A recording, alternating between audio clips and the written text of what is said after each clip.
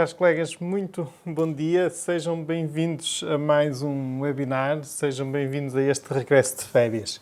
Espero que tenham tido umas ótimas férias e que tenha servido para descansar, para relaxar, para rir, para brincar, para fazer todas as coisas boas que cada um deve gostar de fazer em tempo de férias. Pois é, cá estamos, de regresso ao trabalho e de regresso a mais um webinar. Desta vez temos o módulo 5 do nosso curso de investigação, do nosso curso H4A Health Research. Aqui ao meu lado tenho já a professora doutora Andreia Teixeira, a nossa principal formadora deste curso. Andreia, bom dia. Bom dia, Carlos. Bem disposta? Bom dia. As férias foram boas? Foram boas, sim. As tuas também? Sim, também. Foram muito boas. Deu realmente para descansar, para ouvir música, para andar de bicicleta, para nadar. Tudo um bocadinho. E para brincar com os filhos. Foi um espetáculo. Muito bem. Andreia, o que é que está previsto para esta manhã formativa? Portanto, tal como estava planeado, portanto, vamos entrar na inferência estatística e vamos finalmente então ver os testes de hipóteses, os paramétricos e os não paramétricos, e vamos acompanhar sempre a nossa sessão à semelhança da anterior, com exemplos e exercícios com SPSS. Ok. No fundo, hoje o tema principal é algo que, de certa forma, vai ao encontro de dúvidas que são muito recorrentes para quem, por um lado, faz investigação, ou mesmo às vezes para quem está a ler certos artigos científicos. E essas dúvidas passam por, no fundo, dúvidas do estilo: estou a fazer este estudo, estou a analisar estes dados, que teste estatístico devo aplicar para verificar se realmente existem diferenças estatisticamente significativas, se podemos aqui inferir e retirar aqui alguma conclusão. É isto? Exatamente. Não é? É saber escolher o teste. Vai passar um bocadinho por aí. Vai passar, sim. Ok? Depois, também, vamos tentar ajudar-vos a saber interpretar esses testes estatísticos e a saber interpretar o resultado. E isso é algo que, frequentemente, quando estamos a ler um artigo científico, queremos realmente perceber o significado daquilo que os autores escreveram do ponto de vista de conclusões a partir das análises e dos testes estatísticos, e também vamos tentar hoje, neste módulo, esclarecer esse aspecto. É isso? Ok.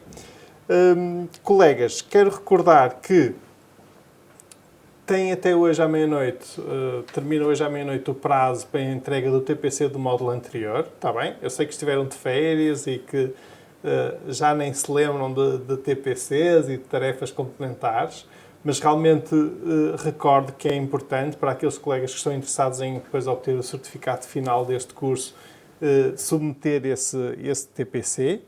E depois também, hoje, ao longo do módulo, vamos ter os controlos de presença habituais, o controle da assiduidade na primeira parte, depois, mais lá para o final, na segunda parte, outra vez o segundo controle da assiduidade. Está bem? Penso que de informações assim relevantes o essencial está dado. Andreia, vamos então iniciar a nossa formação desta manhã. Muito bem, obrigada. Tínhamos visto em módulos anteriores que na estatística tínhamos a parte da estatística descritiva, que vimos no módulo anterior como apresentar e como descrever os dados, e tínhamos então falado na segunda parte, que é a inferência estatística. Portanto, normalmente é o grande objetivo quando recolhemos uma amostra. Não estamos interessados em saber os dados unicamente da nossa amostra, portanto, a nossa ideia será fazer inferência para uma população, portanto, para um conjunto de dados maior. E, portanto, vamos hoje finalmente entrar nesta parte de uma forma um bocadinho mais dura, não é? Espero que acompanhem bem. Portanto, acredito que todos já tenham ouvido falar então na inferência estatística, e a inferência estatística é possível com base no teorema do limite central, que eu acredito que também já tenham ouvido falar, portanto é um resultado fundamental na estatística e, portanto, sempre que se fala em inferência estatística, a primeira coisa que se fala é deste teorema, que é o teorema do limite central, que basicamente o que ele diz é que a distribuição das médias de amostras também N obtidas de uma população com uma determinada média e um determinado desvio padrão converge para a distribuição normal com uma média igual à média da população e com o desvio padrão que é dado pelo desvio padrão da população a dividir pela raiz quadrada e do tamanho das amostras. Portanto, basicamente, de uma forma geral, o que eu quero que vocês retenham é que este teorema, portanto, o que vai dizer é que se nós temos uma população, se dessa população retirarmos várias amostras, todas de tamanho n, portanto, a distribuição dessas amostras é conhecida, segue uma distribuição normal e, portanto, é a partir desse comportamento da distribuição das amostras que se consegue depois determinar os intervalos de confiança e fazer os testes de hipóteses que depois nos vão permitir, então, estimar o valor da média da população e do desvio padrão da população ou dos parâmetros populacionais. Portanto, mais uma vez, é de salientar, portanto, que quando nós estamos a fazer um estudo, nós estamos interessados em estudar a nossa população e, portanto, a ideia é fazer uma estimativa, portanto, dos parâmetros da população. E, portanto, como a distribuição das amostras segue uma distribuição normal, e provavelmente todos vocês já ouviram falar nisto, da distribuição normal, portanto, eu resolvi começar esta formação por, no fundo, por fazer aqui um parágrafo sobre o que é uma distribuição normal, para o caso de alguns de vocês não se lembrarem muito bem o que é uma distribuição normal.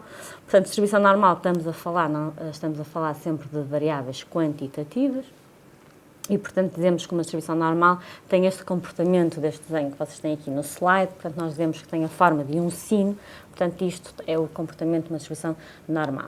A distribuição normal tem várias propriedades, uma delas, a propriedade é que é simétrica, portanto, em relação à média, portanto, numa distribuição normal, a média, a mediana e a moda são todas iguais, portanto, ficam no centro da distribuição.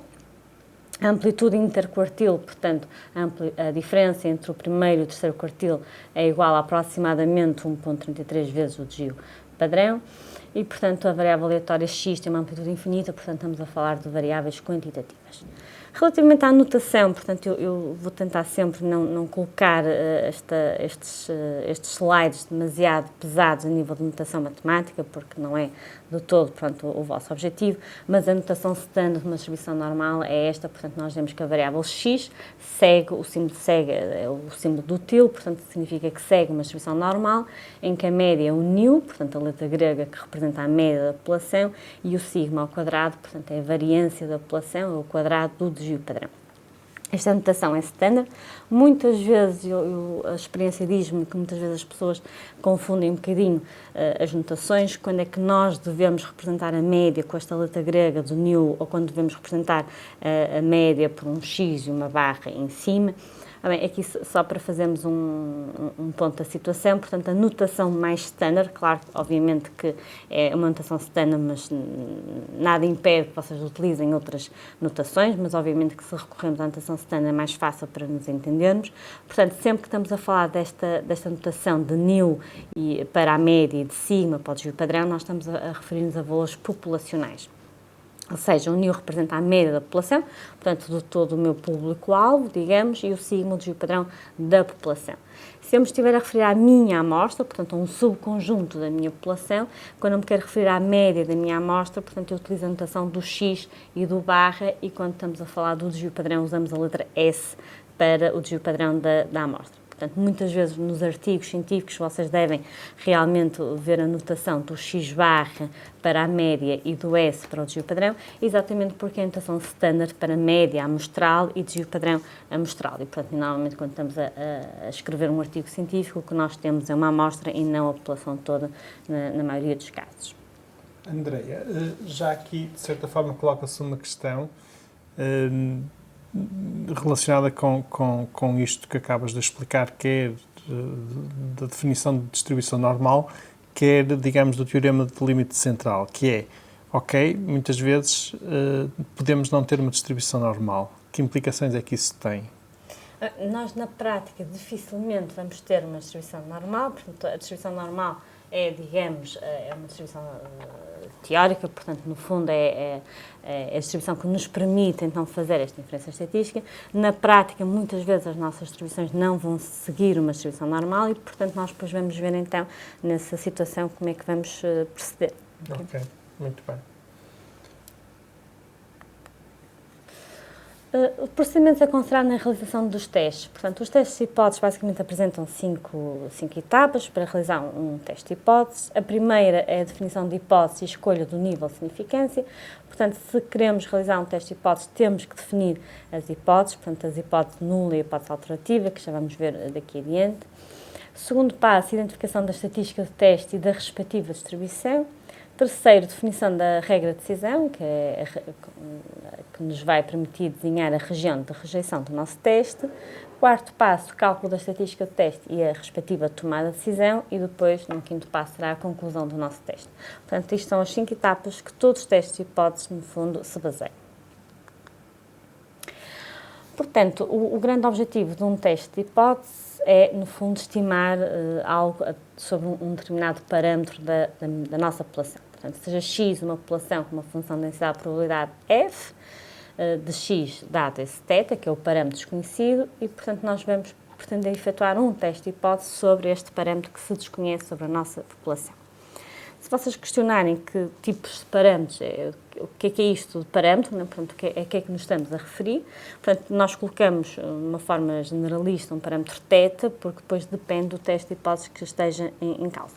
Na maior parte das vezes, o que nós estamos interessados é, portanto, estimar a média da nossa população, comparar médias, etc. Portanto, a média ou proporção, eu posso estar interessado em determinar qual é a proporção de uma determinada variável. Portanto, mas normalmente os mais usuais, portanto, os testes de hipótese, normalmente os mais usuais são estes, os para as proporções ou para as médias. Também existe teste de hipóteses para as variâncias, portanto, mas, por norma, vamos nos focar, então, no caso em que estamos interessados em estimar a média da nossa população. E, portanto, a nossa hipótese estatística, que, portanto, será o primeiro passo de um teste de hipóteses, é uma suposição relativa, então, a este parâmetro θ que se desconhece. Nos testes, nós temos 3 tipos de testes. Temos o teste bilateral, os testes unilateral, que podem ser à esquerda ou à direita. Portanto, no teste bilateral, a nossa hipótese nula é que o θ toma um determinado valor, que chamamos aqui neste slide θ0, portanto, θ igual a θ0, e a hipótese alternativa é que o θ é diferente do θ0, e por isso é que dizemos que é bilateral, no sentido em que se é diferente, pode ser maior ou pode ser menor. Nos testes unilateral, portanto, a nossa hipótese alternativa, em vez de ser diferente do θ0, portanto, se for unilateral à esquerda, a hipótese alternativa é que é menor, e se for um teste unilateral à direita é que é maior. Ok. É possível traduzir esta linguagem para um exemplo prático? Vamos supor que o parâmetro é a pressão arterial. Ok. Portanto, eu posso querer fazer um teste em que eu diga a pressão arterial é igual a... Na minha amostra... Portanto, na minha amostra, eu sei quanto é que é a média da pressão arterial. Quero comparar, por exemplo, a pressão arterial nos obesos com pessoas não obesas. Vamos dar um exemplo mais simples, se calhar. Tá Ou seja, bem. eu quero dizer que a média da pressão arterial dos portugueses é... Igual à dos espanhóis. Não, igual a um valor. Queria um valor que não seja Há disparatado. um valor Sim. concreto? 130, 80. Ok. Portanto, a minha hipótese nula, o Neste H0... caso, até é melhor escolher só a pressão arterial sistólica, que é Ok. 130. Portanto, eu poderia dizer, na minha hipótese nula, que a média da pressão arterial sistólica dos portugueses é 130. 130. Portanto, isto seria a minha hipótese nula. Okay? A minha hipótese alternativa pode ser que a pressão arterial sistólica dos portugueses, a média da pressão, é diferente de 130. Seria a minha hipótese alternativa. Portanto, eu estaria a fazer um teste para testar se a média da pressão arterial sistólica dos portugueses é 130 ou se é diferente de 130. Ok. Isto é um teste bilateral.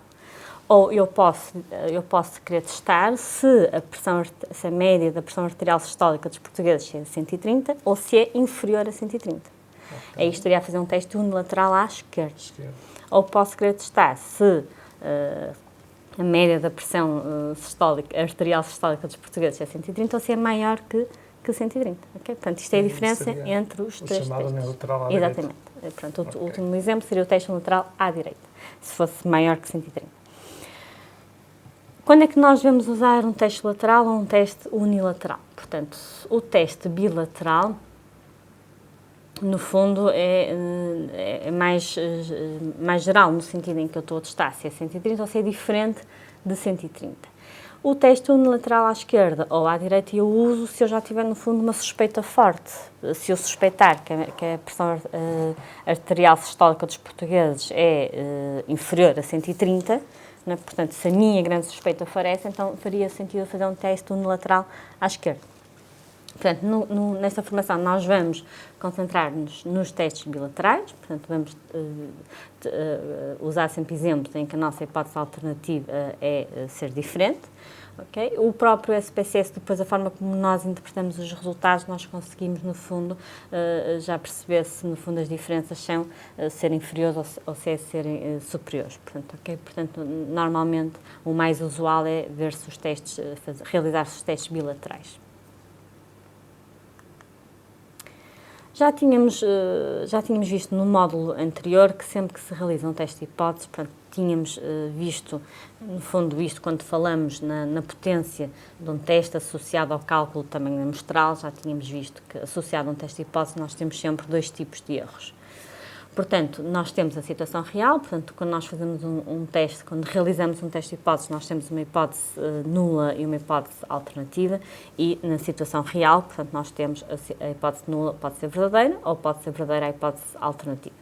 E o teste vai-nos ajudar a tomar uma decisão e a nossa decisão pode estar correta ou não. Portanto, eu posso rejeitar a hipótese nula ou posso não rejeitar a hipótese nula e o resultado, no fundo, a decisão que eu vou tomar com este meu teste pode estar correta ou pode estar errada. Portanto, quando eu tomo uma decisão errada, ela pode ser errada por dois motivos, porque eu posso estar a rejeitar a hipótese nula e ela ser verdadeira, ou eu posso não estar a rejeitar a hipótese nula quando deveria rejeitar, portanto, quando a hipótese alternativa é que é verdadeira. No primeiro caso, nós temos um erro tipo 1, no segundo, nós chamamos erro tipo 2. Ao erro tipo 1, é usual chamarmos, portanto, alfa, portanto, é a notação standard, portanto, o alfa, no fundo, é a probabilidade de cometermos um erro tipo 1, ou seja, é a probabilidade de rejeitar a hipótese nula, quando, na verdade, a hipótese nula era verdadeira. E, portanto, o nosso objetivo é que esta probabilidade seja pequena. Portanto, nós não estamos interessados em rejeitar a hipótese nula, quando, na verdade, não deveríamos rejeitar. E, portanto, normalmente, este valor de alfa é um valor pequeno. O erro tipo 2, que se denota pela letra grega beta, portanto, é a probabilidade de cometer um erro tipo 2, ou seja, é a probabilidade de não rejeitar a hipótese nula, quando a hipótese alternativa é verdadeira. E já tínhamos visto também no módulo anterior que a potência do teste, que é 1 menos este beta, portanto, é a probabilidade de rejeitarmos a hipótese nula, dado que a hipótese H1 é verdadeira. Portanto, nós neste módulo não nos vamos focar aqui na potência do teste, eu coloquei aqui para vocês recordarem, portanto, já tínhamos visto isto no módulo anterior, portanto, a potência do teste depois vai estar relacionada então com o cálculo também amostral, como já tínhamos visto no módulo anterior. Portanto, aqui chama a atenção, então, para relembrar o que é este alfa. Este alfa é o nível de significância associado ao nosso teste de hipótese e, portanto, é a probabilidade de rejeitarmos a hipótese nula quando a hipótese nula era verdadeira. E, portanto, este valor alfa normalmente toma o valor 1%, 5% ou 10%. O mais standard é definirmos como sendo 5%. E por isso é que, na maior parte dos artigos científicos, vocês leem, não é? Os valores de P são considerados significativos se forem menores ou iguais a 5%. Não é? Portanto, normalmente é a frase standard que aparece sempre na secção dos métodos estatísticos. Portanto, isso não é mais do que a definição deste alfa, portanto, o nível de significância é definido por nós, portanto, é definido quando estamos a iniciar o teste de hipótese. Eu relembro aqui nas etapas do teste de hipóteses que a primeira etapa é definir as hipóteses e escolher um nível de significância, portanto somos nós que escolhemos este alfa e, portanto, normalmente nós consideramos então os 5%. Poderíamos escolher 1%, obviamente, né, que será, no fundo, cometer um erro ainda mais pequenino, mas já tínhamos visto também que depois, por outro lado, né, precisamos depois de amostras maiores, porque está inteiramente ligado com o cálculo também amostral. E, portanto, normalmente 5% é o valor que se escolhe de uma forma standard.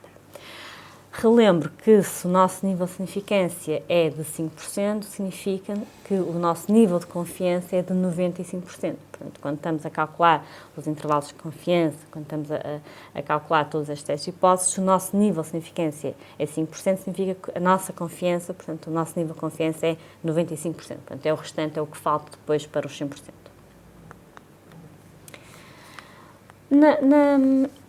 A terceira etapa dos testes de hipóteses, portanto, a segunda etapa, portanto, nós já definimos as hipóteses, portanto, vamos supor, então, que íamos fazer um teste bilateral, portanto, no exemplo que demos, então, um teste sobre a média da pressão arterial sistólica dos portugueses, portanto, temos definida a nossa hipótese, já escolhemos o nosso nível de significância de 5%. Depois, numa segunda etapa, temos então que identificar qual é a estatística do teste. A estatística do teste está, no fundo, associada ao teste que vamos escolher, portanto, cada teste tem associado uma estatística de teste e a sua respectiva distribuição. Portanto, ao escolhermos o teste, sabemos qual é a estatística e qual é a respectiva distribuição, e depois, na terceira etapa, temos que definir a regra de decisão, que no fundo é aquilo que nos permite determinar qual é a nossa região de rejeição do nosso teste. Associado então a cada tipo de testes, nós temos aqui um esquema, portanto, nos testes bilaterais, o que vai acontecer nos testes bilaterais é que, no fundo, nós vamos ter duas zonas de rejeição, uma mais à esquerda e outra mais à direita. Nos testes unilateral à esquerda, nós temos, então, a região de rejeição à esquerda, e nos testes unilaterais à direita, a nossa região de rejeição fica à direita. O que está pintadinho a amarelo, no fundo, representa o nosso nível de significância, o nosso alfa. Portanto, no caso em que o teste é bilateral, no fundo, a nossa região, o alfa vai ser dividido por 2, né? Porque as duas zonas a amarelo, no fundo, têm que formar os 5% da nossa probabilidade. Isso significa que a região que está no meio tem 95%. E, portanto, para quem não estiver tão familiarizado com esta distribuição normal, portanto, ela tem a forma de sino, ela é simétrica em relação à média e, portanto, no fundo, se nas caudas nós temos 5% de probabilidade, portanto, no meio, portanto, entre o C1 e o C2, nós teremos os tais 95%. E por isso é quando se faz intervalos de confiança, que nós não vamos falar aqui muito sobre os intervalos de confiança, vamos ver alguns exemplos no SPSS, mas quando se fala nos intervalos de confiança, no fundo, o que nós estamos a dar é aquela região, não é, que está entre o C1 e o C2. Portanto, com 95% de probabilidade, a média da nossa população há de variar entre estes dois valores. A parte positiva, portanto, é que esta parte da região crítica do teste, quando vocês fazem o teste no SPSS, portanto, ele no fundo produz-nos todos estes valores e, portanto, muitas vezes, né, esta parte mais teórica acaba por vos passar um bocadinho à parte, não é? Porque no fundo não é, o SPSS facilita-nos muito, né, e ajuda-nos imenso. Porquê? Porque quando nós estamos a fazer um teste de hipótese, nós temos dois métodos de fazer o nosso teste de hipótese. O método 1, constituído por 4 passos, portanto, no primeiro passo nós fazemos a formulação da hipótese nula e da hipótese alternativa. No segundo passo vamos então atribuir um nível de significância. No terceiro vamos determinar o valor crítico e, consequentemente, a região crítica para a estatística do teste sobre a nossa hipótese nula, e num quarto passo tomar a decisão com base no valor observado da estatística do teste sobre a nossa hipótese nula. Bem, resumindo, o que é isto? Isto é no fundo, o algoritmo, portanto, a forma como eu vou realizar um teste de hipótese se eu estivesse a fazer, por exemplo, o teste de hipótese manualmente, né? Portanto, se eu estivesse a fazer um teste de hipótese à mão, eu acredito que a maior parte de vocês tenha feito isto num primeiro ano de uma disciplina de estatística na vossa licenciatura, portanto, se calhar está já numa memória muito antiga, portanto, mas se vocês se lembrarem, se fizerem um esforço, portanto, é assim que nós fazemos um teste de hipótese quando estamos a fazer, sem usar um software. Portanto, basicamente eu faço o teste de hipótese, eu fazia este bonequinho em que eu punha os valores críticos C1 e C2, que eu ia buscar umas tabelas, que entretanto já vos vou passar uma imagem para vocês recordarem, em que eu determinava qual era aquele C1 e aquele C2 numa tabela. Para cada distribuição existe uma tabelinha, eu ia à tabela procurar associada ao nível de confiança de 95%, quais seriam os meus extremos C1 e C2, fazia o bonequinho, desenhava a região crítica, calculava a estatística do teste manualmente e depois o que eu ia ver essa estatística do teste no meu desenho, se caía na região amarela ou fora da região amarela. E, portanto, se o valor da minha estatística de teste estivesse dentro da região que está pintada a amarelo, eu dizia que rejeitava a hipótese nula. Se a minha estatística de teste for um valor fora da região amarela, nós vemos que não rejeitamos a hipótese nula.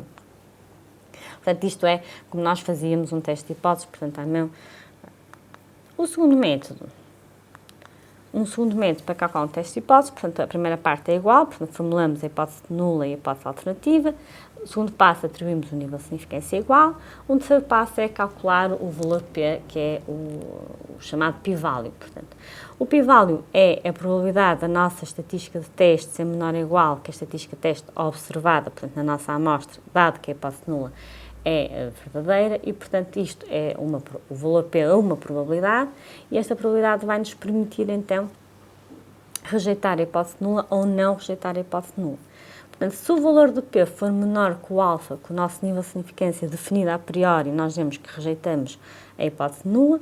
Se não for, nós dizemos que não rejeitamos a hipótese nula. São dois métodos para realizar teste de hipóteses. Portanto, se eu estivesse a fazer o teste de hipóteses manualmente, eu provavelmente optaria pelo primeiro método, é mais simples que o segundo. Estando a usar um software, normalmente nós usamos este segundo método. Porquê? Porque o SPSS calcula-nos esta probabilidade, calcula-nos este p-value e, portanto, com base neste p-value, portanto, comparando o p-value com o valor do nosso nível de significância, nós tomamos a decisão se rejeitamos a hipótese nula ou se não rejeitamos a hipótese nula. Portanto, vendo agora, vamos, entretanto, ver uma série de exemplos e, portanto, acredito que se vai tornar mais simples para vocês compreenderem, então, como é que se faz este teste de hipóteses. Mas, portanto, isto é, no fundo, um modelo teórico, no fundo, como é que se realiza um teste de hipótese.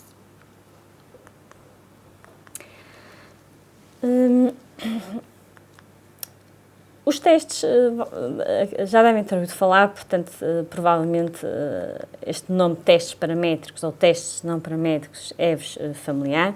Portanto, vamos dividir os testes em dois grupos, nestes dois grupos. Vamos começar por ver o que são os testes paramétricos e depois vamos ver os testes não paramétricos, respondendo àquela questão inicial sobre o que fazer quando as distribuições não seguem um comportamento de distribuição normal. Mas vamos começar então pelos paramétricos. Portanto, os testes paramétricos exigem que as amostras tenham uma distribuição normal, especialmente se tiverem uma dimensão inferior a 30, portanto, e ter uma distribuição normal é ter então aquele comportamento na forma de sino, portanto, aquele desenhinho standard. Em amostras de dimensão superior a 30, dizemos que a distribuição aproxima-se da distribuição normal, sendo possível aplicar os testes paramétricos. Bem, aqui esta parte não é muito consensual, portanto, há autores que dizem se a minha dimensão é superior a 30, mesmo que ela não seja normal, como é grande, vai se aproximar da expressão normal e, portanto, eu posso aplicar os testes paramétricos. Eu costumo dizer sempre para termos cuidado, portanto, mesmo em amostras grandes, portanto, normalmente o que eu faço sempre é primeiro o histograma da distribuição, vamos ver se a minha distribuição realmente tem um comportamento normal ou se desvia muito da normalidade. No caso, esse aspecto, digamos, fazer o histograma para ver a distribuição e vermos se é normal ou não, é mesmo por observação do histograma. Por observação do histograma. É o olho, digamos. É o olho. Existem uns testes para testar se a distribuição é normal ou não, que nós vamos ver aqui, mas esses testes também são muito criticados e, portanto, na prática, a maior parte das pessoas o que faz é desenha o histograma, observa o histograma e, portanto, verifica a olho se realmente tem uma distribuição normal. Se tem a distribuição ou não. E, portanto, às vezes, normalmente os testes dá-se, principalmente a nível de licenciatura, quando os alunos não gostam muito da parte subjetiva da observação do histograma, não é? Portanto, normalmente damos os testes porque é mais fácil, não é? Para os alunos tirarem as conclusões. Mas, na prática, depois o que se faz é por observação do histograma. Porquê? Porque a menos que eu olhe para o histograma e acho que a distribuição realmente não é nada normal, não é? Porque no mundo, na prática, é difícil ter a distribuição normal perfeitinha, não é? Portanto, a menos que seja assim uma coisa que eu olhe e diga, não, esta distribuição de todo não é nada normal, portanto, se também a amostra for grande e se a distribuição for mais ou menos normal, nós usamos os testes paramétricos sem problema. Mas, portanto, isto para vos chamar a atenção, que provavelmente vão encontrar E não sendo normal, opta-se pelos testes não paramétricos. Exatamente. Portanto, provavelmente vão encontrar em muita literatura, muitos autores que defendem, se as amostras tiverem uma dimensão superior a 30, usamos os testes paramétricos. Portanto, eu salvaguardo sempre que não concordo inteiramente, portanto, a dimensão pode ser grande, mas eu vou fazer sempre o histograma e verificar se segue uma distribuição normal ou não, e se eu achar que realmente não segue uma distribuição normal, eu opto pelos testes não paramétricos em vez dos testes paramétricos.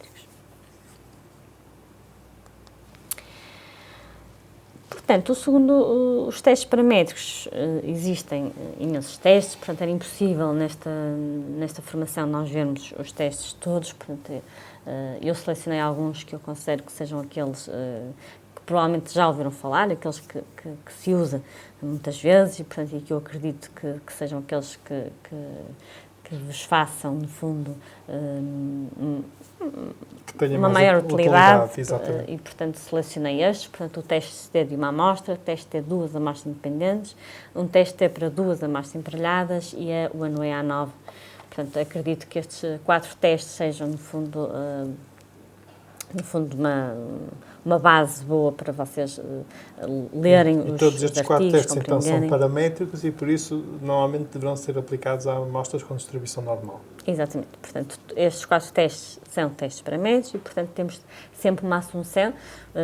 Quando estamos a trabalhar com os testes, estamos sempre a assumir que a nossa distribuição é uma distribuição normal. Ok. Já agora, do ponto de vista da caracterização da amostra, nomeadamente aquelas medidas principais, as médias, os distribuidores de padrão, também devemos escolher ou não medidas diferentes para caracterizar a amostra, se ela for distribuição normal ou não.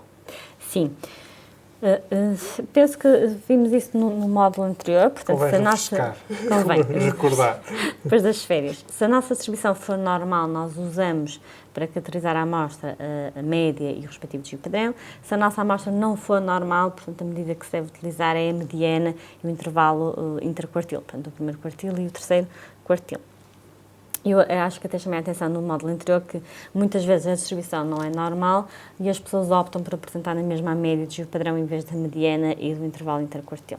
E isso muitas vezes é uma luta, porquê? Porque as pessoas estão tão habituadas com as médias e com o desvio padrão que muitas vezes quando se fala em mediana, intervalo, primeiro quartil, terceiro quartil, as pessoas como não estão tão familiarizadas com os termos têm dificuldade em perceber, então optam sempre por mostrar na mesma média de desvio padrão. Eu gostava de chamar a atenção dos colegas que muitas vezes, por exemplo, mesmo quando fazemos caracterizações simples de estudos da lista, por exemplo, de utentes, em certos parâmetros, realmente muitas vezes não temos uma distribuição normal e, por isso, de certa forma, deveríamos usar mais vezes a mediana ou a distribuição interquartil e isso seria uma linguagem mais adequada para fazermos essa caracterização, digamos, dessas amostras.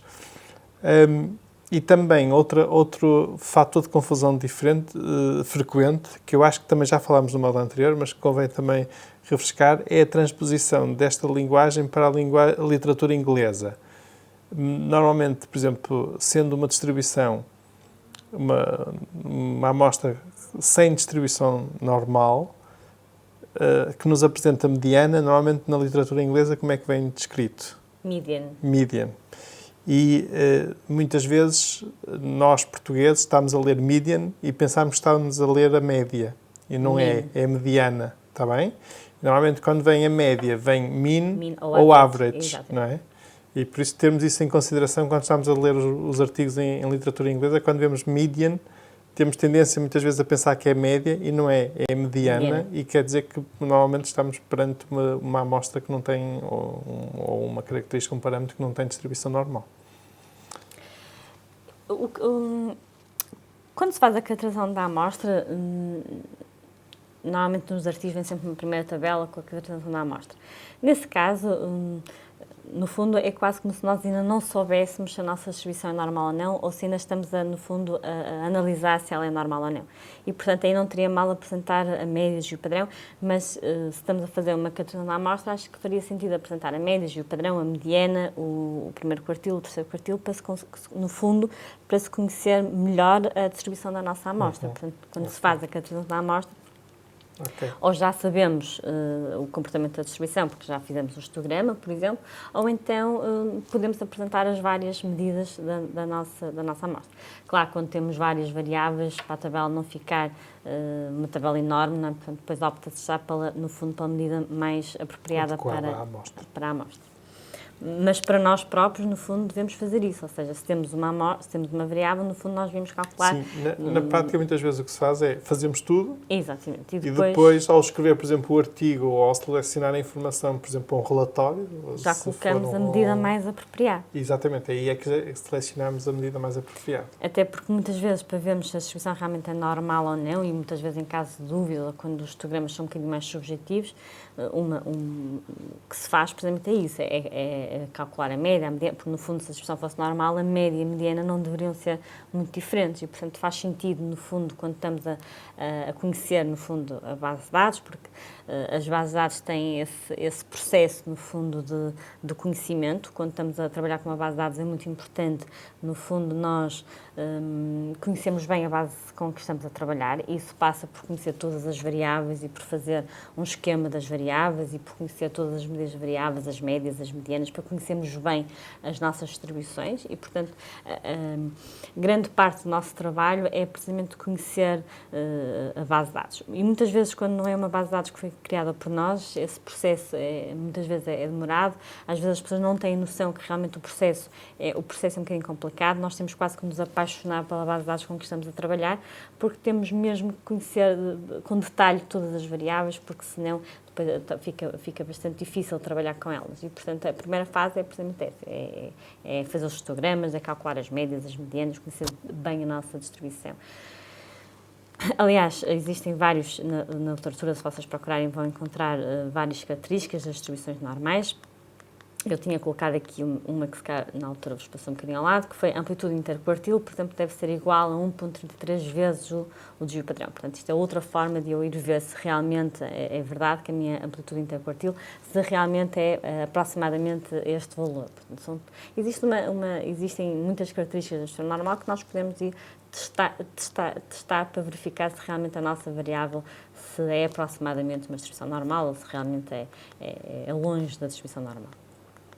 E, portanto, numa primeira fase, devemos fazer todos esses passos. Portanto, selecionamos estes 4 testes que nós vamos ver cada um deles com algum detalhe. Eu tentei não pesar demasiado a parte teórica de cada um dos testes, porque acredito que não seja esse o vosso objetivo. Portanto, o que eu vou fazer durante esta sessão é usar a base de dados que usamos na sessão anterior, portanto, aquela base de dados que nós tínhamos com uma variável de processo, uma de sexo, uma de distrito, idade, altura percepcionada, altura real, peso percepcionado e uma variável de energia. Portanto, vou usar esse conjunto de variáveis para, no fundo, para percorrer estes 4 testes. Portanto, não sei se, entretanto, se já todos têm aberta a base de dados com que trabalhamos no módulo da ação passada. Se não tiverem, podem ir abrindo a base de dados em SPSS. E, portanto, vamos começar então por ver o teste de uma amostra, portanto, é o caso mais simples. No fundo, é o caso que estávamos a ver há bocadinho sobre a pressão arterial sistólica, que não é o exemplo que eu tenho aqui, foi um exemplo agora dado pelo professor Carlos, mas poderia perfeitamente ser. Portanto, a partir de uma amostra de N indivíduos com uma média X barra e desvio padrão S, aqui lá está, chama a atenção porque eu uso a notação de média X barra quando estou-me a referir à média da amostra e desvio padrão S significa que o desvio padrão da amostra. E eu estou, se calhar, a insistir muito nisso porque realmente eu, muitas vezes noto que é confuso, principalmente para quem não é da área da estatística, porque é que às vezes se usa X barra, porque é que às vezes se usa S. Chamo também a atenção que muitas vezes nos artigos, em vez de S para o desvio padrão, usa-se SD, portanto é igual, tanto faz. E, portanto, pretendemos testar se a média da população, que é o tal parâmetro desconhecido, o tal parâmetro θ, que nós queremos estimar num teste de hipótese, neste caso o parâmetro seria a média da população, o ν, e, portanto, queremos testar se a média populacional se toma um determinado valor, que neste caso eu chamei-lhe ν1. No exemplo que nós teríamos visto, era se a média da pressão arterial sistólica na população portuguesa se é igual a 130. Portanto, o nosso ν1 tomaria o valor 130. Bem, este teste de hipótese tem associado, então, uma estatística de teste. Eu relembro-vos que eu vos tinha dito naquele primeiro slide que o segundo passo é determinar a estatística de teste e eu tinha-vos dito que a estatística de teste, no fundo, não é, está associada ao teste de hipóteses. Portanto, se eu vou desenhar um teste T para uma amostra, portanto, se eu vou querer fazer um teste para determinar se a média da minha população, se é, no caso da pressão arterial sistólica, se é 130, isso é um teste T, dizemos que é um teste T de uma amostra e, portanto, associado a este teste já existe uma estatística de teste, portanto, existe um conjunto de teoria associada a este teste e, portanto, diz-me que a estatística de teste é dado por esta forma que eu coloquei aqui. Normalmente nota-se pela letra T, porque vem do teste T de student, da distribuição de T student, e, portanto, esta é a forma da estatística de teste, que segue uma distribuição de T student com n menos 1 graus de liberdade. Bem, a distribuição de T student tem um comportamento idêntico à distribuição normal, e por isso eu coloquei ali o desenhinho, é bastante semelhante. Portanto, se nós fizéssemos isto manualmente, o que é que nós diríamos? A distribuição T student tem um comportamento idêntico à distribuição normal, portanto tem aquele desenhinho. Eu estou a fazer um teste bilateral, porque a minha hipótese alternativa é que a média é diferente de 1, do valor que eu estou a considerar, portanto é um teste bilateral. Se é um teste bilateral, eu vou ter duas zonas de rejeição, uma mais à esquerda e uma mais à direita, pinto à amarelinha as minhas zonas de rejeição. Como a distribuição T-student também é simétrica em relação à média, tal como a distribuição normal, o que eu sei é que eu vou ter ali então dois valores, um positivo e um negativo, porque no meio eu tenho então o valor 0. Portanto, é uma distribuição simétrica, tal como a distribuição normal. E, portanto, eu sei que do T para a frente, do valor T para a frente, aquele valor T é o chamado valor crítico, do T para a frente eu vou rejeitar, do menos T para trás eu também vou rejeitar. E, portanto, o que é que nós temos que calcular? Nós temos que calcular, então, o valor da estatística de teste para a nossa amostra e verificar se o valor da nossa estatística de teste se está na zona amarela ou se não está na zona amarela. Agora, eu preciso determinar qual é aquele valor crítico, qual é aquele valor ali aquele T pequenino que está ali na nossa imagem. E esse valor depende, então, do nosso nível de significância que nós vamos considerar. Portanto, no nosso caso, se nós considerarmos um nível de significância de 5%, eu vou querer procurar na distribuição T-student, portanto, qual é aquele valor correspondente, de modo a que eu tenha, no fundo, 5% na região amarela. 5% na região amarela, como eu tenho duas regiões, corresponde a eu ter 2,5% em cada um dos lados. E, portanto, eu tinha que procurar na distribuição T-student, que é uma distribuição conhecida, portanto, qual é aquele valor T que eu coloco ali, de modo a eu ter 2,5% de probabilidade para a frente, 2,5% de probabilidade na região amarela, um bocadinho mais à esquerda. A estatística do teste associada, portanto, ao teste T é dado por aquela expressão. No fundo, o x-barra é a média da amostra, que eu conheço. O µ1, o que é? O valor que, no fundo, que eu estou a querer verificar se é ou não é. Portanto, no caso do exemplo da pressão arterial sistólica, o meu µ1 seria 130. O S é o desvio padrão da minha amostra, que se eu tendo a amostra também consigo determinar. O N é o tamanho da amostra, portanto, tendo uma amostra, eu consigo calcular facilmente aquele valor T, que é a minha estatística de teste. Portanto, vocês podem olhar para aquela forma, achar que ela tem muito mau aspecto, mas, no fundo, é uma conta simples de fazer, portanto, eu conheço todos aqueles valores que estão ali. Portanto, vamos passar, então, vamos ver um exemplo, que acredito que se torne mais fácil. Portanto, vamos supor, então, retirou-se uma amostra de 380 pacientes de uma clínica de nutrição X, portanto, é a nossa base de dados da formação passada, era constituída por 380 pacientes. Suponhamos que esta amostra é representativa dos pacientes da clínica X, portanto, eu tenho uma clínica de nutrição X e dessa clínica eu vou retirar uma amostra de 380 pacientes, portanto, a minha clínica tem muitos mais do que 380 pacientes, eu vou retirar uma amostra de 380. E agora eu pretendo verificar se o peso real médio dos pacientes é de 60 kg.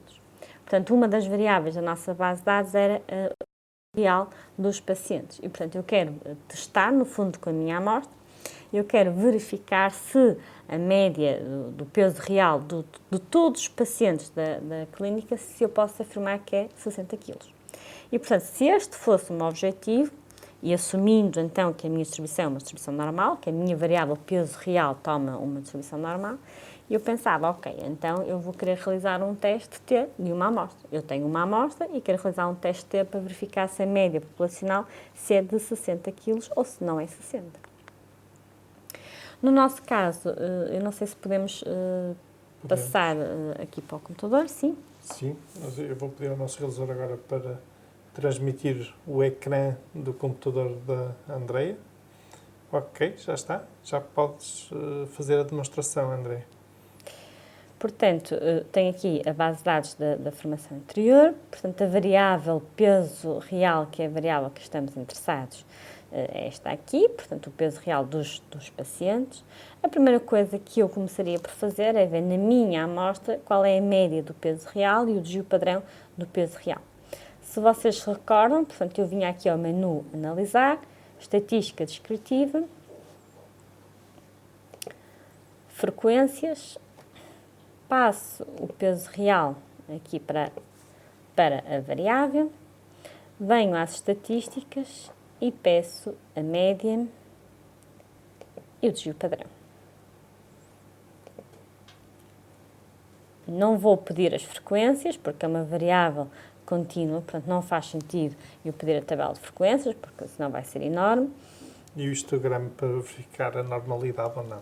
Eu ia fazer isso mais à frente, mas ok, não vou fazer já. Não, faz como costumas fazer. Mas vou só dizer porque é que não vou, porque eu estou a assumir que a distribuição é normal, ok? Portanto, eu vou, nesta primeira etapa, eu vou assumir que as distribuições são normais e vou fazer os testes paramétricos, ok? Bem, portanto, neste caso, o que é que nós víamos? Que a média da nossa amostra é de 62,95 e, portanto, o desvio padrão é 12,09. Ou seja, este valor da média é o nosso x barra e este corresponde ao nosso S, portanto, o desvio padrão da nossa amostra. É possível voltar para os slides?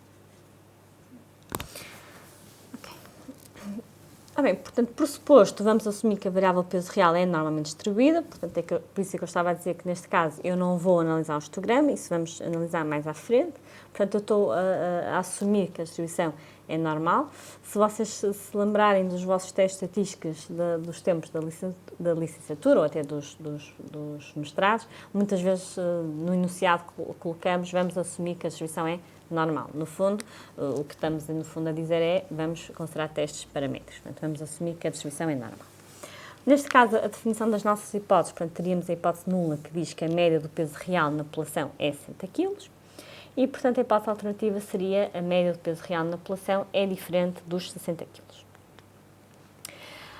Calcularíamos a estatística do teste, portanto, a estatística do teste, relembro que tinha aquela forma, portanto, o x barra é a nossa média da amostra que corresponde aos 62,95, como vimos agora no SPSS, menos o µ1, que é o valor que eu estou a testar, portanto, são os 60 kg, a dividir pelo S, que é o desvio padrão da amostra, corresponde aos 12,09, a dividir pela raiz quadrada do tamanho da amostra, que neste caso são 380.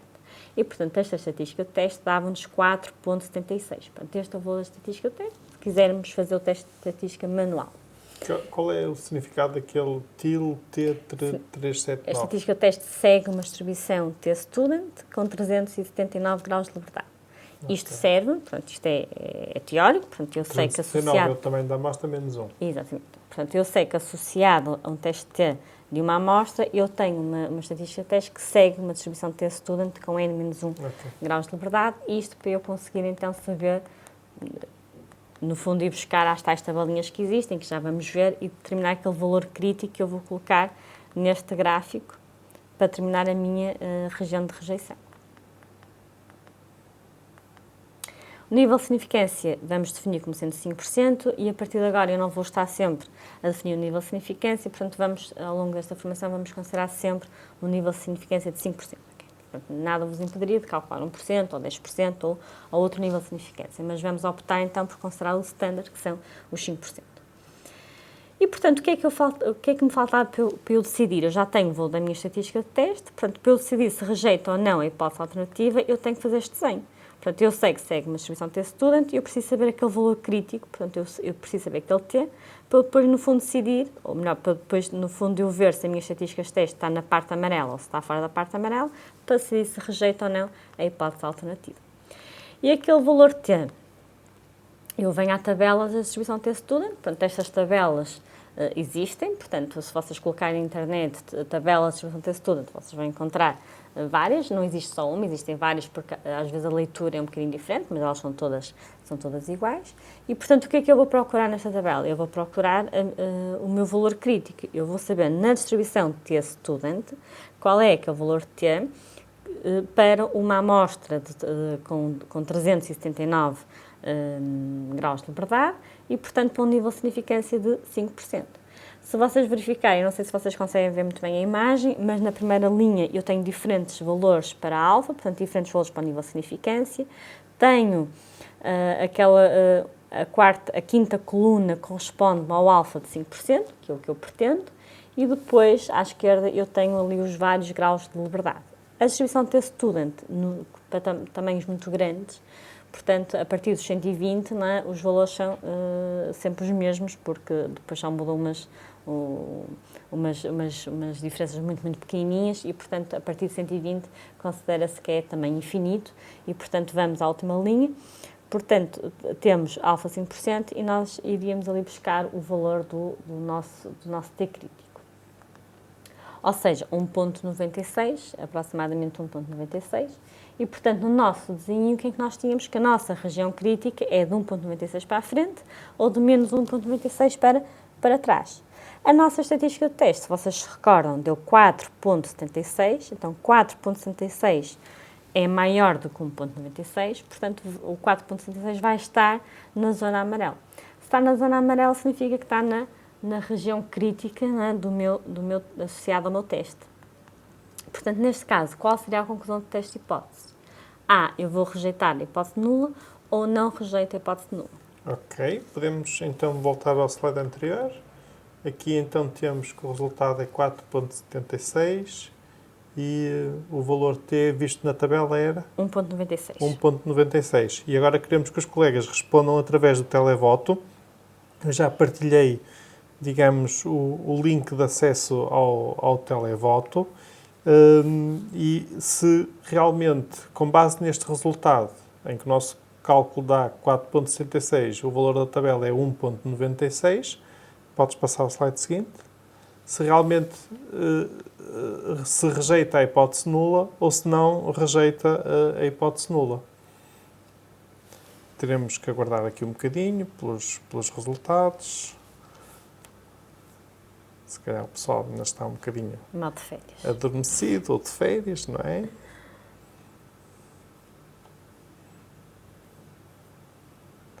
Já começam agora a chegar aqui algumas respostas. Ok.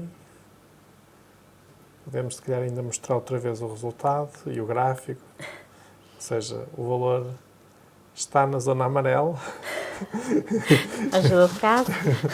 Não é? Está na zona amarela. E então podemos olhar agora para os resultados. E 86% dos colegas que responderam, 88%, 78%, dizem que Piorou, se rejeita a hipótese nula e 20% diz que não se rejeita a hipótese nula. Então, qual é a resposta correta, Andréia? Portanto, a resposta correta é a maioria, portanto, que é bom sinal. Rejeita-se a hipótese nula.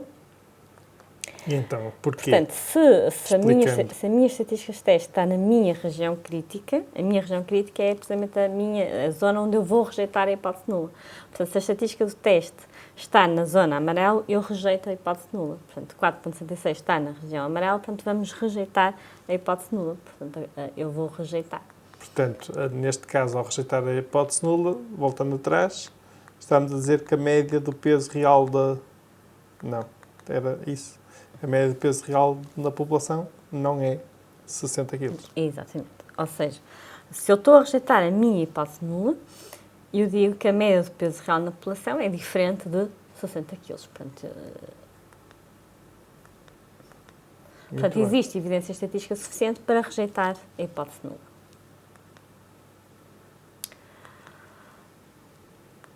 Até aqui, se repararam, eu não usei o SPSS, portanto, eu fiz o teste manualmente. Uhum.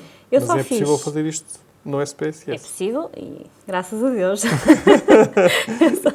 eu só fiz este exemplo, no fundo, Para explicar. para explicar e para perceberem, no fundo, não é, que, no fundo... E agora vais-nos mostrar como é que se faz no E SPSS? agora vou mostrar como é que se faz no SPSS. Ou seja, este exemplo só para vocês, no fundo, para não abandonar de toda a matemática, não é? Para vocês verem que matematicamente o teste faz e pode-se fazer manualmente e, portanto, para perceberem um bocadinho, para terem um bocadinho a noção como é que se faz o teste, não é? Mas depois vamos ver no SPSS, que acredito que seja o método, não é, que utilizamos na prática e, portanto, é aí que me quero focar. É só, no fundo, para perceberem que o SPSS não faz as coisas, não é, caídas do céu. Portanto, isto é matemática, não é? Bem, portanto, no método 2, que era o tal método que nós íamos calcular o valor de P, portanto, e comparamos o valor de P com o nosso nível de significância, o SPSS calcula-nos o valor de P e, portanto, vamos ver então no SPSS como é que Vou pedir ao nosso realizador para voltar a partilhar a imagem do ecrã da Andreia, se fizerem favor. E quando estiver, ok, já está. Força, André. Portanto, no menu Analisar, nós temos um submenu chamado Comparar Médias. E neste Comparar Médias, depois abre-nos aqui um leque de testes. E nós vamos ver alguns, mas, portanto, temos este que é uma amostra de teste T, que é precisamente o que nós estamos a fazer. Portanto, nós estamos a fazer um teste T para uma amostra. Portanto, clicamos... Deixa-me só, digamos, esclarecer os colegas e tranquilizá-los. Vocês têm estes passos depois nos slides, está bem? E, como sempre, nós depois vamos partilhar os slides para vocês fazerem o slide. Mas têm, precisamente, esta imagem, por exemplo, que agora que está, agora, digamos, no computador da Andreia, tem precisamente essa imagem nos slides e depois podereis consultar estes passos. Mas, no fundo, é analisar, comparar médias, uma amostra de teste T. Exato. Força. Abre-nos este menu e pede-nos qual é a variável de teste. A variável de teste é o peso real. Portanto, peso real nós colocamos para variável de teste. E depois pergunta-nos qual é o valor de teste. Portanto, no fundo, é qual é o valor que eu estou a querer testar. Eu estou a querer testar se a média do peso real é 60. Portanto, eu vou colocar aqui 60, que é o valor que eu quero verificar. Já agora aqui no menu das opções, o que é que eu podia alterar? Podia alterar o nível de significância. Portanto, neste caso, o nosso nível de significância é 5%, portanto, o nosso intervalo de confiança é 95%, mas vamos supor que nós queríamos um nível de significância de 1%, por exemplo. Então, nós alterávamos aqui o nível de confiança para 99%. Portanto, nós vamos ver sempre 5%, portanto, eu não vou mexer aqui na percentagem do intervalo de confiança, mas, se quisessem, poderiam fazê-lo. Portanto, neste caso, é só carregar em OK. E o SPSS, como vê, muito rapidamente produz-nos o output associado ao teste T e, portanto, com este teste nós conseguimos, no fundo, concluir e, portanto... Que significado é que nós damos a essa tabelinha que ele... E, portanto, vamos interpretar. Reparem que aqui, nesta primeira tabela, no fundo, o que ele me está a dar é a estatística descritiva da minha amostra. Portanto, ele dá-me que eu tenho 380 indivíduos, dá-me a média do peso real da minha amostra, que eu já sabia pelo menu das frequências, que é 102,95, e dá-me o desvio padrão, que são os tais 12,09, que também já tínhamos visto. E dá-me aqui o erro padrão da média, também se me interessasse, mas pronto, aqui o que eu vou querer reter é, então, a média amostral e o desvio padrão da minha amostra. Na segunda tabela, portanto, no fundo, esta tabela é que é o resultado do meu teste T. Se vocês repararem, a primeira coluna que ele me dá é o T, no fundo, este T é a minha estatística de teste. Que, no fundo, quando eu estou a fazer pelo segundo método, no fundo, eu não preciso saber o valor da estatística de teste. No segundo método, eu só preciso saber qual é o valor de P para poder comparar com alfa e para poder saber se rejeito ou não rejeito a hipótese alternativa. No entanto, este valor é o valor da estatística de teste, que vocês podem confirmar no slide. Quando nós calculamos manualmente a estatística de teste, foi exatamente esse valor que nos deu, os 4,76. Exatamente. Portanto, ele dá-nos aqui a estatística de teste. que eu chamo a atenção que muitas vezes os artigos, em algumas publicações, por exemplo, principalmente nas áreas da psicologia, os revisores gostam sempre que se coloque a estatística do teste. Portanto, a partir se os revisores não dizerem nada, normalmente não se coloca, só se coloca o valor de P, mas às vezes os revisores pedem para colocar a estatística do teste. E, portanto, nesse caso, colocaria-se entre parênteses T igual a 4,76. Portanto, é importante perceberem que esse valor é possível retirá-lo daqui. Portanto, a estatística do teste. Já agora, isto corresponde aos graus de verdade da nossa distribuição. Já tínhamos visto que ele está a N-1 e, portanto, está aos 369, confirma-se. E depois este valor SIG, que vocês vão ver aqui várias vezes ao longo da formação, é realmente o valor de P, que é, no fundo, o que nós estamos, então, interessados aqui quando fazemos no SPSS. E, portanto, este valor que SIG é, de certa forma, o resultado mais importante desta tabela. Exatamente, é o valor porque ele está o valor que nós vemos. Olhamos logo, exatamente, é o valor ansiosos, não é? Para ver se há ou se não há diferença estatisticamente significativa. Portanto, este valor de P, no fundo, é uma probabilidade e, portanto, neste caso, toma o valor zero. Quando o valor de P toma sempre valor zero, isto, no fundo, vai ser 0,0000, depois qualquer coisa com mais casas decimais. Então, normalmente, o que se coloca é que este valor de P é menor que 0,001. Okay? Não se coloca que é tudo zeros, né? Na prática não vai ser tudo zeros, né? Portanto, normalmente pensa menor que 0,001, quer dizer que aí já percebo que no SPSS ele deu tudo zeros. E, portanto, como este valor de P é menor que 0,001, em particular é menor que o meu alfa, é menor que os 5% que nós tínhamos definido como valor de alfa. E quando o P é menor que 5%, nós tínhamos visto no slide que descrevemos, que quando o P é menor que 5%, nós vamos rejeitar a hipótese nula. Portanto, neste caso, nós diríamos então que rejeitávamos a hipótese nula. Posso voltar para os slides? Sim. Já está. Ok, portanto aqui vou avançar, já vimos. Portanto, como o P é menor que os 0,05, nós vemos que há evidência suficiente para rejeitar a hipótese nula. Aliás, aqui a conclusão tem que ser exatamente a mesma que obtivemos com os nossos cálculos à mão, não é? Portanto, não poderíamos obter resultados diferentes. O SPSS, para além disso, ele dá-nos o intervalo de confiança a 95%, portanto, associado ao alfa de 5%, e se nós olharmos para o intervalo de confiança que obtivemos, o que é que nos dá o intervalo de confiança? O intervalo de confiança, isto é 95% de intervalo de confiança da diferença. Portanto, no fundo, o que é que o teste está a fazer? No fundo, o teste está a fazer a diferença entre a média do peso real da nossa amostra para os 60 kg que nós teríamos a considerar. E, portanto, ele dá-nos que a diferença está com 95% de confiança entre 1,73 e 4,17. Ou seja, nós vemos que este intervalo de confiança não contém o valor de zero. Se não contém o valor zero, o que é que significa? Significa que não vai ser igual a 60, não é? Porque, no fundo, ele está a fazer a diferença da média da nossa amostra para os 60. Se o intervalo de confiança contivesse o valor zero, significava que essa diferença poderia ser igual a zero. E se a diferença fosse igual a zero, significava que seria igual. Ou seja, significava que a média da nossa amostra seria igual a 60. E, portanto, no caso, o intervalo de confiança não contém o zero. E, portanto, nós dizemos que se não contém o zero, então significa que é significativamente diferente dos 60 kg.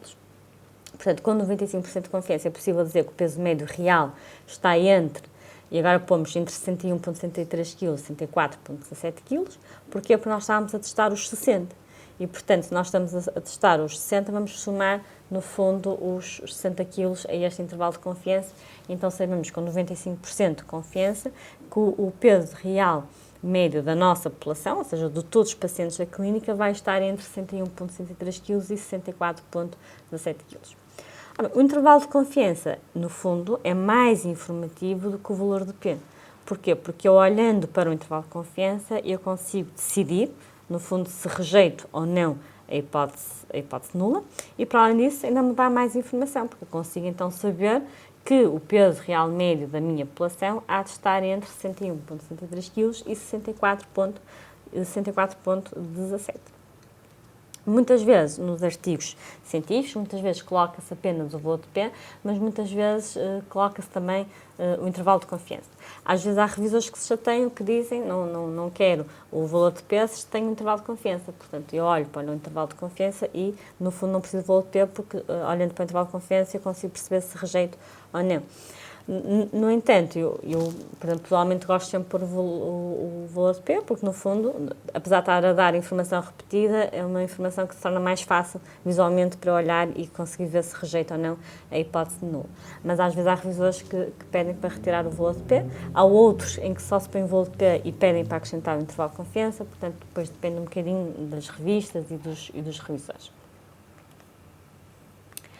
Portanto, este foi o teste T para uma amostra. Portanto, como viram no SPSS é bastante simples. Portanto, espero que não se tenham assustado com a componente matemática. Foi só apenas para não deixar totalmente na parte teórica e, no fundo, para vocês perceberem que existe esta relação entre a parte matemática e, portanto, os cálculos que podemos fazer manualmente e, portanto, para vocês perceberem que o SPSS faz-nos isto e faz-nos isto de uma forma muito rápida, mas que nós conseguiríamos fazer manualmente e para vocês perceberem que realmente os valores que obtivemos fazendo manualmente são exatamente os mesmos que o SPSS nos produz. Vamos ver então o outro exemplo, que é o teste para duas amostras independentes. Portanto, consideremos duas amostras independentes de indivíduos, A e B, provenientes de duas populações. Vamos supor que a amostra A tem N1 indivíduos, com uma média que chamamos XA em desvio padrão SA, e a amostra B tem N2 indivíduos, com uma média XB em desvio padrão SB. E então vamos supor, com base nestas duas amostras, pretendemos testar se a média das duas populações são iguais, que era o exemplo que há bocadinho o professor Carlos estava a dizer de querer comparar se a pressão arterial sistólica dos portugueses, por exemplo, se é igual à dos espanhóis, seria um caso semelhante. Pressupostos quando temos esta situação, quais são os nossos pressupostos? Temos que verificar se as duas amostras seguem uma distribuição normal, neste caso vamos assumir que sim, e se as variâncias populacionais são iguais, portanto, se as duas populações têm a mesma variância. A primeira, se as duas amostras seguem uma distribuição normal, por enquanto, nesta primeira fase, vamos assumir que sim. Se as variâncias populacionais são iguais ou não, existe um teste para testar isso, que já vamos ver. Portanto, para o teste ter duas amostras independentes, vamos definir as hipóteses. O que é que nós queremos testar? Nós queremos testar se a média da população A é igual à média da população B ou, como hipótese alternativa, se as médias são diferentes. Uma forma alternativa de eu dizer isto é eu dizer que a diferença entre a média populacional A e a média da população B é igual a zero. Portanto, é outra forma de eu dizer exatamente a mesma coisa. Portanto, se eu tenho que a média da população A menos a média da população B é igual a zero, eu estou a dizer que a média da população A é igual à média da população B. Okay? Portanto, é outra forma de dizer a mesma coisa, vocês podem encontrar numa versão ou outra, mas o raciocínio é exatamente o mesmo. Portanto, estou a comparar duas médias populacionais. Portanto, a estatística do teste associado a este teste é dado por aquela expressão. Portanto, se vocês olharem para a estatística do teste, o que é que vocês precisariam de saber? Precisariam saber a média amostral de cada uma das amostras.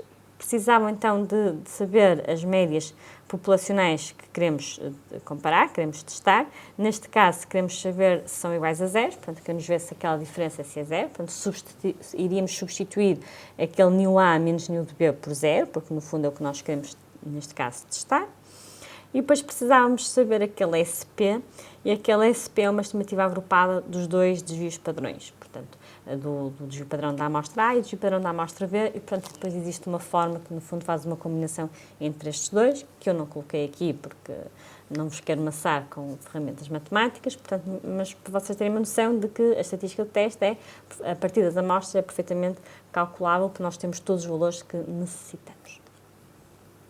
E, portanto, nós tínhamos visto que este teste tem dois pressupostos, que é as duas amostras seguirem uma distribuição normal e as variâncias populacionais serem iguais.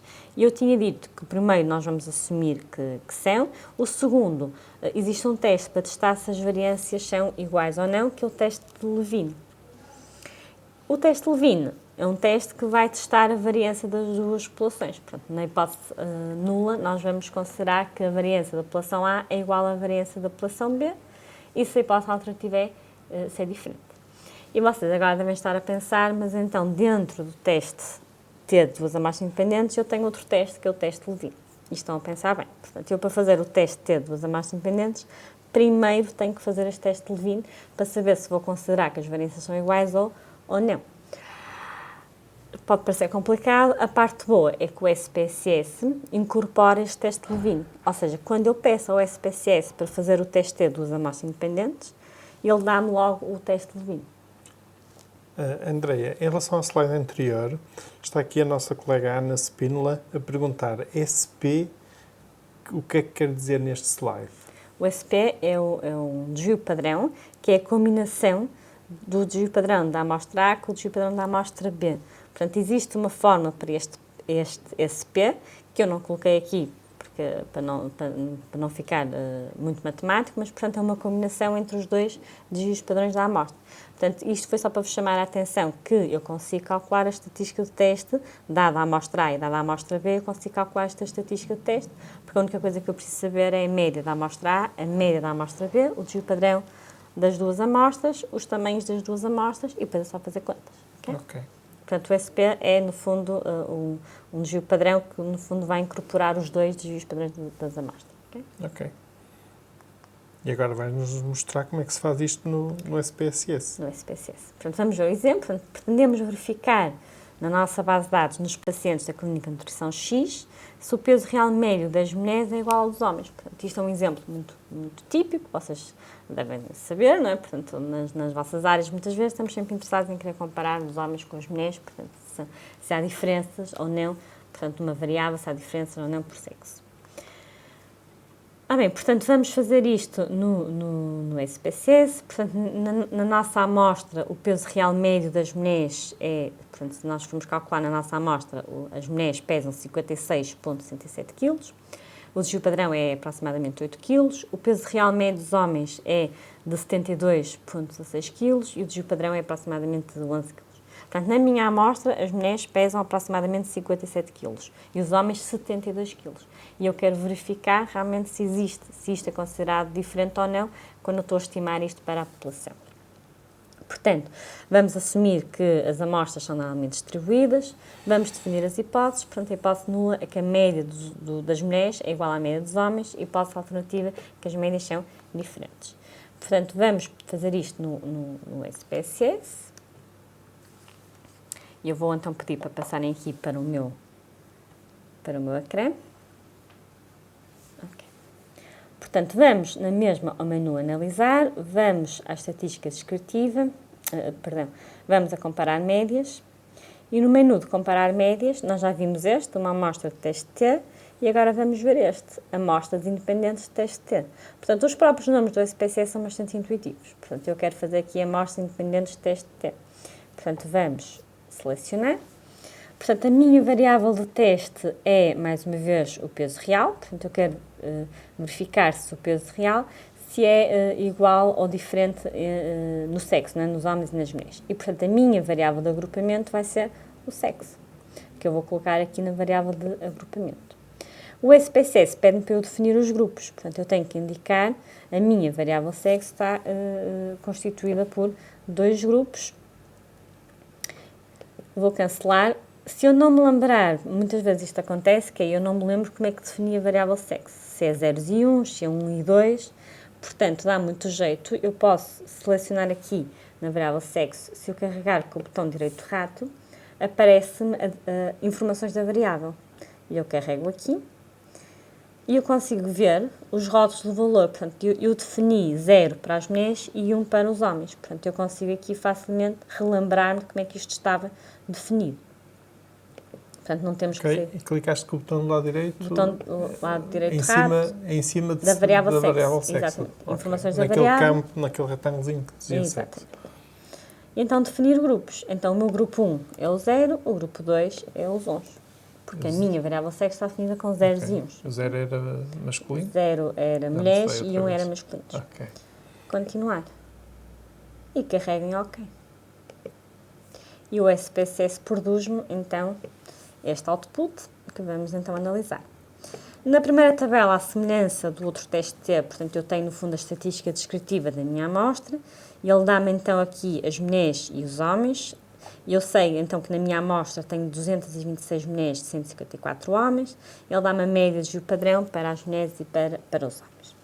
E depois, nesta segunda tabela, produz-me o teste T para as amostras independentes. E então, como eu vos tinha dito, um dos pressupostos para este teste T é se as variâncias são iguais ou são diferentes.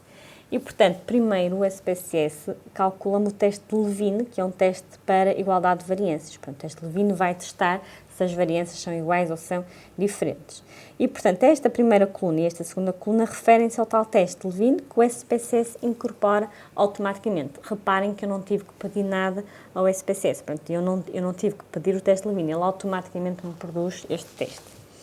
O teste de Levine, aqui na primeira coluna, esta letra Z, ele dá uma estatística de teste do teste de Levine, que vocês, quando estão a escrever um artigo científico, se quiserem, podem escrever estatística de teste. Normalmente, quando estamos a reportar num artigo científico o teste da amostra independente, normalmente não fazemos referência ao teste de Levine. Portanto, assume-se, não é, que a pessoa incorporou o teste de Levine e, portanto, normalmente só se apresenta já o resultado para o teste da amostra independente. Portanto, mas neste caso, o primeiro SIG, o primeiro valor é o p-value do teste de Levine. E, portanto, neste caso, o que é que nós temos? Temos que o p-value do teste de Levine também é tudo zeros, ou seja, é menor que 0.001. Se o p-value do teste de Levine é menor que 0.001, o que é que significa? Significa que é menor que 5%. Se é menor que 5%, significa que vamos rejeitar a hipótese nula do teste de Levine, correto? Portanto, se eu vou rejeitar a hipótese nula do teste de Levine, e se a hipótese nula do teste de Levine diz-me que as variâncias são iguais, se eu vou rejeitar isso, eu estou a dizer que, e então as variâncias, eu vou considerar que as variâncias populacionais são diferentes. Okay. Então, neste caso, a variância de distribuição do peso no sexo feminino é diferente da do sexo masculino. Exatamente. Okay? Portanto, a conclusão... E isto é importante, porque, no fundo, ele, nesta tabela, dá-nos depois um P. Se assumir as variâncias iguais, que é a linha de cima, nesta tabela, que os colegas estão a ver, e dá-nos outro P para variâncias diferentes. Perfeito. É isso, não é? Okay. Exatamente. Ok. E o valor de P do teste T de amostras independentes é o que aparece na coluna, se puderes sinalizar. Esta coluna aqui. Exatamente, portanto, nesta coluna que diz SIG, duas extremidades. Que, por acaso, neste caso, é o mesmo, sejam as variâncias iguais, sejam as variâncias diferentes. Mas por vezes podem ser diferentes. Mas muitas vezes são diferentes, não é? Normalmente é diferente. Ou seja, este primeiro SIG ajuda-me a decidir se eu vou ver o resultado do teste T na primeira linha ou na segunda linha. Exatamente. Como este SIG é menor que 5%, eu rejeito as variâncias serem iguais, portanto eu vou considerar que as variâncias não são iguais. Portanto, estou na segunda linha, variâncias iguais não assumidas. Então, o teste T eu vou ver na segunda linha. E, portanto, o teste T começa a partir daqui, para a frente. Neste caso, eu só vou ver o da segunda linha. É como se o da primeira linha deixasse de existir. Okay? Portanto, vamos concentrar-nos na segunda linha. E, portanto, temos aqui o valor da estatística de teste, que é menos 14,79, aproximadamente, se quiserem reportar. E o valor de P, neste caso, é menor que 0,001, ou seja, é menor que 5%. Portanto, significa que vou rejeitar a hipótese nula. A hipótese nula do teste T, o que é que dizia? Dizia que as médias são iguais. Dizia que a média do peso real das mulheres era igual à média do peso real dos homens. Se eu vou rejeitar isso, eu vou dizer que existe evidência estatística que me diz que as médias são diferentes. Já agora, o SPSS também produz o intervalo de confiança para a diferença. Portanto, reparem que o intervalo de confiança para a diferença dá-me aproximadamente entre menos 17,55 e menos 13,42. Ou seja, a diferença entre as médias dos homens e das mulheres é o que é que eu posso concluir? Que é sempre negativa. Portanto, este intervalo de confiança não contém o zero. Significa que a diferença é sempre negativa. Se é sempre negativa, significa que nunca é igual a zero, ou seja, nunca são iguais. É sempre negativa. Para além disso, o que é que eu consigo perceber? Que se é sempre negativa, e se na média se nas minhas amostras os homens são mais pesados que as mulheres, se a diferença deu negativa, eu consigo perceber que o SPSS está a fazer mulheres menos homens. por isso é que deu o sinal menos, não é? E se é sempre negativo, o que eu consigo perceber? Que então os homens são mais pesados do que as mulheres. E, portanto, que essa diferença é estatisticamente significativa. Essas levezinhas que nem uma pena. Algumas, infelizmente. Não é o caso de todos. Podemos passar para o monitor? Portanto, neste caso, nós diríamos então que a média do peso das mulheres é significativamente inferior à dos homens. Portanto, o intervalo de confiança não contém o zero, portanto, o intervalo de confiança, tanto o extremo à esquerda como à direita, é sempre negativo. Portanto, eu consigo então perceber que a minha diferença é sempre negativa. Como na minha amostra os homens são mais pesados, eu consigo perceber que o que o SPSS fez foi mulheres menos homens e, portanto, se a diferença é sempre negativa, eu concluo então que os homens são mais pesados do que as mulheres significativamente. Por isso é que quando estávamos a ver no início os testes bilaterais e unilaterais à esquerda e à direita, eu depois estava-vos a dizer que, através do SPSS destes testes, nós conseguimos, no fundo, perceber, não é, quem é que, no fundo, qual é a média que é maior. Portanto, neste caso, eu consigo perceber, então, que os homens pesam mais do que as mulheres. E, portanto, isto foi um teste bilateral, não é? Mas eu consegui, mais do que ver que as médias são diferentes, eu consegui perceber que são os homens que são significativamente mais pesados do que as mulheres. Mais uma vez, quando estamos a reportar o resultado num artigo científico, nós podemos apresentar apenas o valor de P, portanto, diríamos que era menor que 0.001, podemos apresentar os intervalos de confiança. Se eu apresentar o intervalo de confiança, mais uma vez eu estou a dar mais informação do que apresentar só o valor de P. Mas isso depois depende muito da estrutura do artigo, do interesse, e depois depende também muito, então, dos revisores. Ok. E agora vamos ver o teste T para duas amostras emparelhadas. E aqui há uma pergunta clássica que os colegas colocam sempre. Okay. Quando é que consideramos as amostras independentes e quando é que consideramos amostras emparelhadas? O que é isto de amostras independentes e o que é isto de amostras emparelhadas? Quando é que usamos um, quando é que usamos o outro? Amostras independentes... Vamos tentar pôr assim as coisas de forma clara. Amostras independentes, no fundo, os meus indivíduos são diferentes. Por exemplo, homens e mulheres, não é? São dois grupos completamente diferentes um do outro. Não é? Uhum. Nas amostras emparelhadas é quando eu tenho, por exemplo, um antes e um depois, não é? Nos medicamentos. Não é? Eu quero verificar um medicamento antes e depois. O indivíduo é sempre o mesmo. Eu tenho um antes e tenho um depois e quero verificar, não é, se existe uma diferença. Ou seja, no fundo, o antes e o depois não são independentes porque é a mesma pessoa. Ok. Não é? Então, no fundo, por exemplo, até podemos usar aqui um exemplo. Falamos homens versus mulheres, mas podemos falar, por exemplo, comparar um determinado parâmetro entre jovens e, por exemplo, idosos. Exatamente. Ou então pessoas, portugueses, por exemplo, espanhóis. ou distribuirmos muitas vezes, há certas circunstâncias em que nos é útil saber, por exemplo, nas pessoas abaixo de 50 anos e comparar com pessoas acima de 50 anos, ou 50 maior ou igual. São amostras independentes. Exatamente, são pessoas diferentes. Exatamente. São grupos diferentes. Por outro lado, por exemplo, se nós fazemos uma intervenção em que queremos comparar um parâmetro antes da intervenção e depois, por exemplo, passada X, a intervenção pode ser de mais variado tipo. Pode ser uma intervenção farmacológica, pode ser uma intervenção, por exemplo, de educação para a saúde, pode ser digamos, diferentes tipos de intervenções. Mas queremos, no fundo, avaliar um parâmetro na nossa amostra antes da intervenção e depois passado, por exemplo, X tempo, 3 meses, meio ano, após a intervenção. Aí vamos estar a usar os mesmos indivíduos. Exatamente. E vamos estar a comparar o antes com o após e aí, então, realmente é aí que falamos de amostras emparelhadas e que usamos o teste T para amostras emparelhadas. No fundo, as amostras aí não são independentes, porque é a mesma pessoa, não é? Portanto, Exatamente. eu não vou dizer que é independente, não é? Ok. Portanto, consideramos duas amostras emparelhadas de indivíduos, A e B, e suponhamos que se pretende testar se as médias populacionais dos dois grupos são iguais. Mais uma vez, estamos nos testes para médios, portanto, temos o pressuposto de que as amostras seguem uma distribuição normal.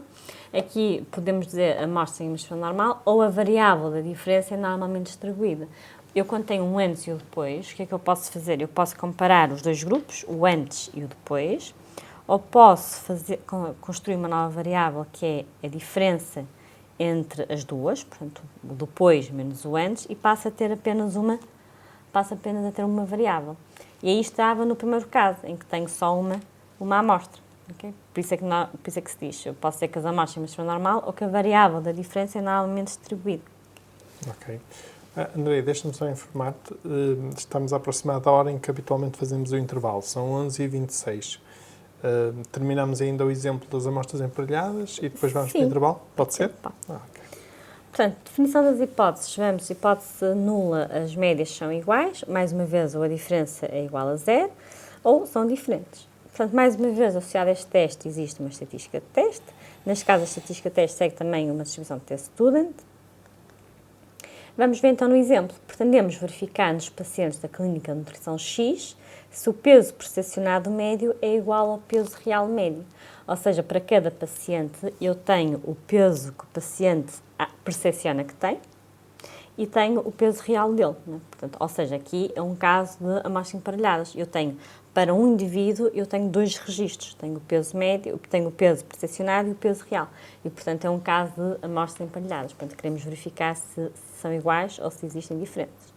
Portanto, definimos as hipóteses. A média do peso real é igual à média do peso percepcionado, ou hipóteses alternativas são diferentes, e, portanto, vamos então fazer aqui no SPSS. E eu vou passar então para o meu ecrã. Ok, vamos partilhar o nosso resultado para partilhar agora o ecrã do computador da Andreia. Já está? Sim? Ok. Portanto, vamos analisar, comparar médias e temos aqui uma opção que diz amostras pareadas do teste T. Portanto, são as amostras emparelhadas do teste T. E, portanto, é aqui que nós clicamos. Bem, e, portanto, o SPSS, lá está, pede-nos um par de variáveis. E, portanto, eu vou selecionar o peso percepcionado e o peso real. Portanto, coloco as duas variáveis e carrego em OK. Portanto, como podem ver, este SPSS parece magia. E, portanto, ele produz-nos aqui o output. Nas amostras emparelhadas, portanto, ele produz-me numa primeira tabela as estatísticas descritivas, portanto, as médias, o desvio padrão para as duas variáveis que estão em jogo, o peso percepcionado e o peso real. Para além disso, ele mostra-me a correlação entre as duas variáveis. Neste caso, é uma correlação, como podem ver, o coeficiente de correlação é 0,978, portanto, é uma correlação muito forte, ainda bem, significa que as pessoas com o peso percepcionado, no fundo, não é muito diferente do peso real, portanto, está fortemente correlacionado. E aqui temos, então, o resultado do teste T. Portanto, e então, se formos procurar aqui o valor de P deste teste T, deu-nos, aqui já deu, está-nos sempre a dar tudo zeros, neste caso já deu diferente, deu 0,084, ou seja, neste caso o valor de P é superior a 0,05, é superior aos 5%, e portanto se o valor de P é superior a 5%, significa que não existe evidência suficiente para eu rejeitar a hipótese nula. Portanto, eu não tenho evidência, não é, suficiente que me permita rejeitar a hipótese nula, portanto, eu não vou rejeitar e, portanto, a minha hipótese nula dizia que as médias dos pesos eram iguais, portanto, eu vou dizer que, no fundo, eu não tenho evidência suficiente para rejeitar a minha hipótese nula, portanto, eu vou considerar que não existem diferenças entre o peso percepcionado e o peso real. Reparem que ele, mais uma vez, produz-me um intervalo de confiança a 95% e agora reparem que o meu intervalo de confiança para a diferença varia entre menos 0,48 e 0,03, ou seja, tem um valor negativo e um positivo. Significa que o intervalo de confiança vai incluir o zero. Se inclui o zero, significa que a diferença pode ser igual a zero. Se a diferença pode ser igual a zero, significa que as médias são iguais. Portanto, não existem diferenças entre as duas médias. Mais uma vez, ele calcula aqui, ele também me determina a estatística do teste, neste caso aproximadamente menos 1,73, os graus de verdade, portanto, se vocês quiserem reportar no artigo científico, portanto, ele produz todos estes valores. É possível voltar para o monitor? Os slides, para o PowerPoint. Okay. Portanto, vocês têm aqui nos slides todos os passos do teste no SPSS e depois então os outputs com as respectivas interpretações. Mas, portanto, neste caso nós diríamos então que o peso percepcionado pelos pacientes é o mesmo que o peso real. Muito bem. E seríamos está na aqui hora uma então pausa, para irmos sim. para intervalo. Caros colegas, queria só, digamos, antes de saírem para descanso e para intervalo, queria só recordar aqui um ou outro aspecto. Por um lado, eu já partilhei o link para o controle de presença inicial deste módulo. Por favor, não se esqueçam de fazer esse controle de presença inicial. Recordo também que tem até hoje à meia-noite o prazo para submeter o TPC do módulo anterior, está bem? E queria recordar que no próximo módulo, que será só em dezembro, no módulo 6 deste curso, teremos também o exame final, a avaliação final deste curso. O próximo módulo será também um módulo muito importante do ponto de vista de conteúdos, ou seja, nós, na primeira parte desse módulo, serei eu a dar, digamos, essa formação, mas eu penso que é uma formação muito prática, mas com conteúdos muito importantes, nomeadamente sobre que estratégias usamos para submeter os artigos para publicação, para a redação dos artigos. E vou dar sugestões muito úteis, muito práticas para quando se escreve um artigo científico com o pensamento de o publicar.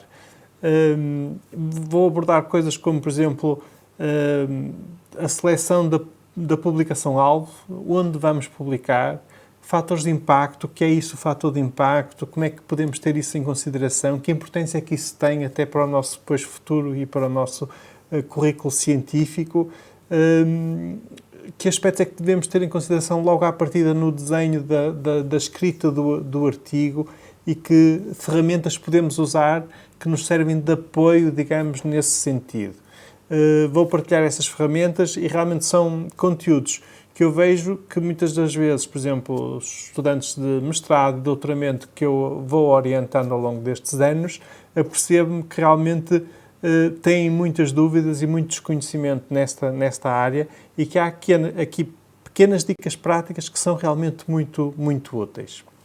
Depois, como habitualmente, faremos um pequeno intervalo nesse módulo 6 e na segunda parte haverá então o exame, a avaliação final. O exame, eu já fui vendo algumas das perguntas que a Andreia me tem enviado para cada módulo. Não vai ser nada de muito difícil, é relativamente simples. Ainda hoje, por exemplo, em algumas perguntas que eu fui colocando, foi já tendo por base as perguntas que estão no exame e por isso eu acho que não vai ser nada de complicado, não estejam assustados, pensar que é estatística, que vai exigir aqui matemática pesada, não é nada nesse sentido. Muito bem, e agora sim, vamos para intervalo. São 11h33, voltamos às 11h45. Pode ser? Pode. Ok, então vá, um breve descanso e depois voltamos para a segunda parte. Estamos agora a entrar um bocadinho também na parte mais interessante deste módulo de hoje, em que começamos a ver já estes exemplos práticos dos testes estatísticos, por isso até breve. Um bom descanso. Tchau, até já.